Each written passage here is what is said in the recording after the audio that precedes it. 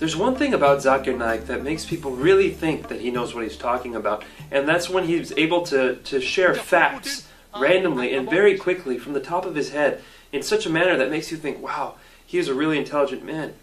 But a friend of mine sat down and went through a 5-minute talk of his once, and in that 5 minutes, he was able to make over 25 mistakes. Charles Darwin went on an island by the name of Calotropis. There is no such island as the Calotropis Islands anywhere. It was actually the Galapagos Islands that Darwin visited, where he found finches. And there he found birds pecking at niches.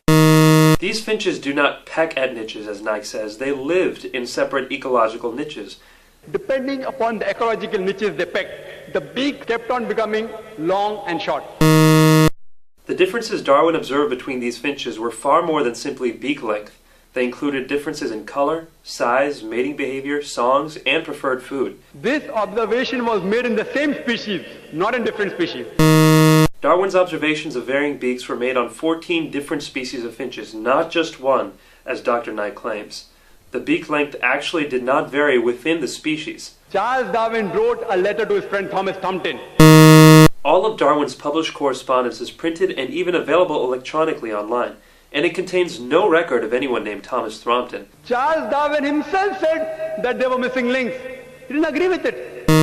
Darwin admitted that there were missing links, but that does not mean he disagreed with his own theory. He simply predicted where the missing links would be found. The reason is because that if you analyze the church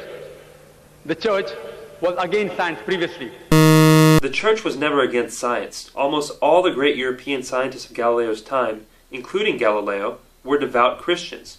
People like Newton, Copernicus, Kepler, Boyle, Linnaeus, Pascal were all committed believers in the Bible. And you know the incidents that they sentenced Galileo to death. Galileo, a devout Catholic, was never sentenced to death. He was sentenced to life imprisonment on June 22, 1633, and then that sentence was commuted to house arrest. He died more than 8 years later on the evening of January 8, 1642, of old age. Galileo believed that his theories fit with the Bible, and he wrote a book arguing this based on early interpretations of Christians like Augustine. Naik goes on to make the same false statement 2 more times, but let's only count it as one factual error. So all the scientists, most of them, they support the theory because it went against the Bible, not because it was true. Actually, most scientists did not support Darwin's theory for many years, and most of these same scientists revered the Bible. Basically, this account by Dr. Naik is a total fabrication. All the sages, you see, there were 4 hominids. Everything Dr. Naik says here is wrong. There is no such word as hominites. He must mean hominids. Science tells us there are 4 hominids. There are not a mere 4 hominids. There are at least 14. First is Lucy, along with its guide, the Australopithecus. There is no such hominid as Dasnopithecus. Lucy was an Australopithecus afarensis, which died about 3.5 million years, the Ice Age. The Ice Age was not 3 1/3 million years ago. It was between 1.6 million years and 10,000 years ago. Then next came the Homo sapiens, who died about 500,000 years ago. Homo sapiens did not die out 500,000 years ago. You and I, and even Zakir Naik, are Homo sapiens. Then came the Neanderthal man. According to evolutionary theory, Neanderthal man was not on the direct line to modern man, but an Ice Age offshoot. The Neanderthal man, who died 100 to 40,000 years ago. Neanderthal man went extinct 30,000 years ago, not 100 to 40,000 years ago. Then came the 4th stage, the Cro-Magnon. Cro-Magnon man is the same thing as Homo sapiens, which Naik had mentioned as a different earlier species. There is no link at all between these stages. Actually, evolutionary biologists have found many examples of what they claim to be links between these stages.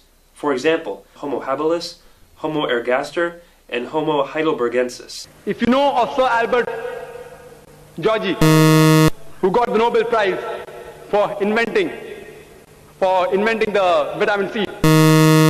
Georgi didn't invent vitamin C, he discovered it. Vitamin C is a naturally occurring substance that doesn't need to be invented. He wrote a book, The Crazy Ape and Man, against Darwin's theory. Albert said Georgi's book was not called The Crazy Ape and Man, but simply The Crazy Ape. and it was not a refutation of evolution, but a sociological commentary.